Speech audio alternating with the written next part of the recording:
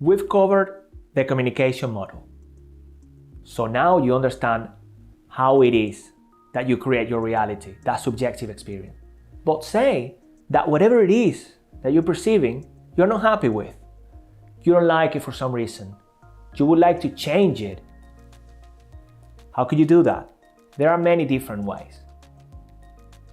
But the one I'm going to introduce you to now is a really good one, and it's called reframing.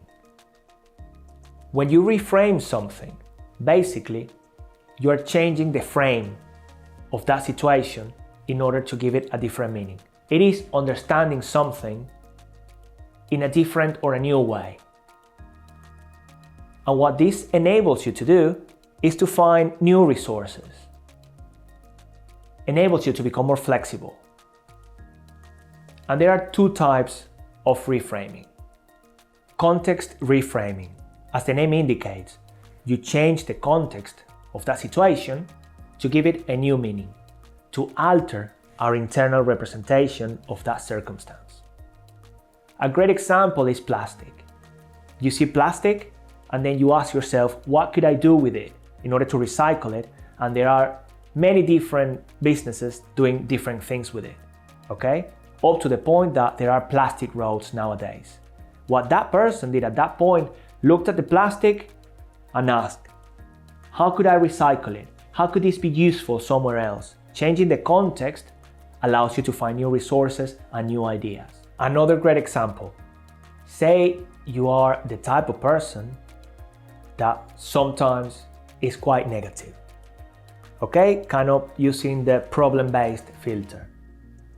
That's why I like to say that there is no right or wrong, because if you're negative and you like to focus on mistakes and errors, if you context reframe that situation by asking, well, it might not be useful here in this situation, but where else could it be useful?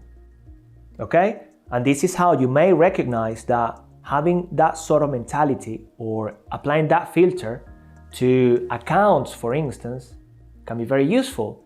Just making sure all the numbers are right. Or think about it, if you're manufacturing parts for planes, most certainly focusing on possible mistakes and the likes is going to be a very useful skill to have. Content reframe. As opposed to the context reframe, here the situation doesn't change, but the meaning of it does. Imagine you're working and right behind you, you have your boss looking at you, watching over you.